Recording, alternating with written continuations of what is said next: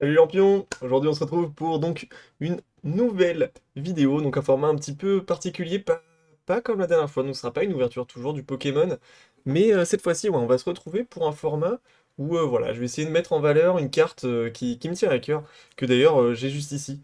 Donc je sais pas si ça vaut le coup de faire du suspense, vu que bon dans tous les cas vous l'aurez vu à la miniature et au titre. Aujourd'hui on va parler de cette carte-là. Voilà. Donc c'est une magnifique carte alternative. Hop, le focus c'est fait. Une magnifique carte alternative donc de Silveroi qui est sortie sur Reign de Glace. Donc voilà, on va faire un petit point sur la carte, son illustration, tout ça. J'espère que ça va vous plaire. Je vous laisse du coup avec la vidéo. Juste avant, je tiens à vous préciser que sur le site, il nous reste très peu de tripack Stars Étincelantes. Vous avez tout cassé. Du coup, si jamais pour certains vous voulez compléter votre set. Oh, le focus c'était pas fait. Si vous voulez compléter votre set Stars Étincelantes, donc il m'en reste quelques-uns. Donc c'est les tripacks avec les promos Filali et Givrali. Il en reste des deux. Donc si jamais ça vous intéresse, n'hésitez pas à aller faire un tour sur le site internet qui est en description et voilà, faire le plein de magnifiques cartes. Sur ce, je vous laisse avec la vidéo, à tout de suite. La carte que je vais vous présenter aujourd'hui n'est autre que la carte en version alternative du Pokémon Empereur, Silveroi, le Cavalier d'Effroi. Tout d'abord, une rapide explication concernant ce Pokémon légendaire. Silveroi peut prendre deux formes différentes selon le Pokémon qu'il chevauche, grâce aux Reines de l'Unité. S'il monte Blizzval, il prend la forme Cavalier du Froid, et s'il monte Spectreval, il prend la forme Cavalier d'Effroi. Ici, nous allons nous concentrer sur la deuxième version. Silveroi, avant d'être un Cavalier d'Effroi, est un Pokémon de type Psy et Plante.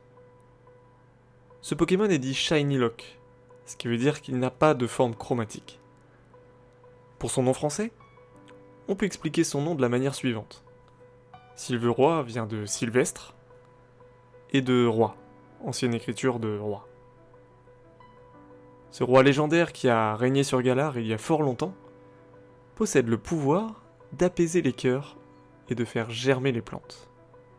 Comme dit précédemment, Silveroi n'est pas un cavalier de l'effroi sans Spectreval, le Pokémon Cheval Vif. Spectreval est également un Pokémon légendaire, mais cette fois-ci de type Spectre, de la 8ème génération. Également Shiny Lock, Spectreval n'a donc, lui aussi, pas de forme Shiny disponible. C'est un Pokémon friand de silence et de solitude, qui galope à travers les ténèbres nocturnes et aspire l'énergie vitale des êtres endormis. Il se sert de tous ses sens pour se repérer, sauf celui de la vue. On peut d'ailleurs noter que son œil gauche est en permanence fermé. Un coup de ses sabots suffirait à séparer l'âme du corps de sa cible. Pour son nom français, on comprend rapidement que Spectreval vient de spectre et de cheval. Une fois que Silveroi a chevauché Spectreval, il devient alors enfin Silveroi, le cavalier d'effroi. Maintenant que nous connaissons les deux Pokémon, il faut savoir qu'une fois ensemble, Silveroi avec cette forme est désormais de type Psy et Spectre. On raconte que Silveroi a parcouru la région de Galar avec un Pokémon auquel il était uni pour revitaliser les terres en friche. On raconte que grâce à son aptitude à voir le passé et le futur, il a sauvé les créatures d'une forêt de la chute d'une météorite. Repassons maintenant plus en détail sur la carte qui nous intéresse aujourd'hui.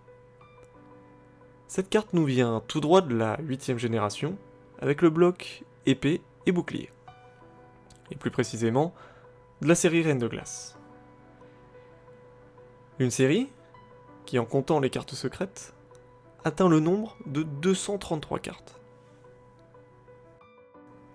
Parlons un peu de l'illustrateur de cette carte. J'ai pu trouver peu de choses concernant l'illustrateur Kodama, mais voici quelques informations à son sujet. Cet artiste a réalisé plus de 60 illustrations pour le moment, depuis la série Génération, sortie en 2016, en commençant par Phantominus.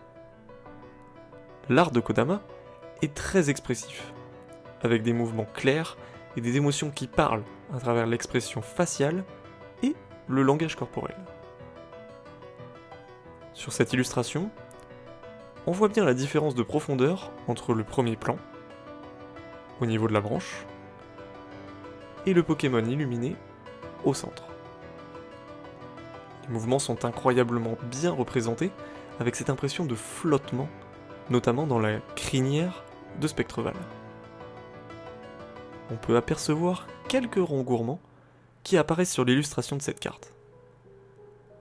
Je ne sais pas vous, mais les cartes dans ce style qui intègrent d'autres Pokémon dans l'illustration, je trouve ça vraiment magnifique. Tous ces Pokémon sont issus de la 8ème génération. Et c'est depuis celle-ci qu'on peut connaître Courneige. Personnellement, je connais le lieu grâce au DLC du jeu Pokémon Épée et Bouclier, appelé les Terres enneigées de la Couronne. C'est dans cette partie du jeu que vous pouvez d'ailleurs trouver d'autres zones qui ont également leurs cartes dans la série Reine de Glace. On retrouvera donc la butte du Dinarbre, qui va empêcher les Pokémon de se soigner, ou encore le sentier Blanche-Cime qui peut lui empêcher certains Pokémon d'utiliser leur talent.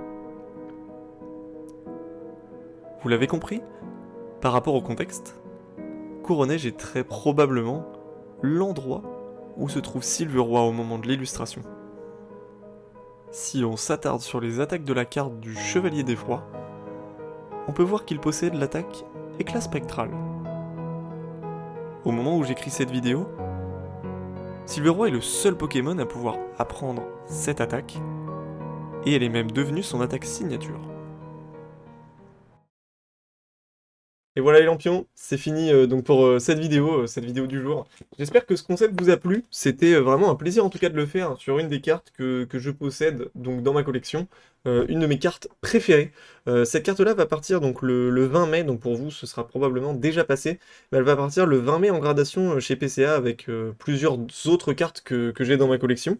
Et donc elles reviendront, vu que c'est un événement de boutique, sous un mois et demi, donc mi-juillet, vous devriez avoir des nouvelles. On se fera bien évidemment une grosse ouverture de toutes les cartes PCA que je vais récupérer de ma collection. Et j'espère en tout cas que celle-ci aura une magnifique note parce que je suis très content de cette carte. Donc j'en attends beaucoup. Et donc voilà, j'espère que ça vous a plu ce concept. Et puis si ça vous a plu, n'hésitez pas à me dire en commentaire éventuellement quelle carte vous voudriez qu'on fasse la prochaine fois. Là c'était plutôt sympa de le faire sur un Pokémon que moi j'apprécie. Après du coup on peut éventuellement faire sur ce qui vous plaît vous. Et ça peut être une super vidéo. Donc voilà, en tout cas merci d'avoir regardé cette vidéo. Et du coup je vous dis ciao. C'est ciao.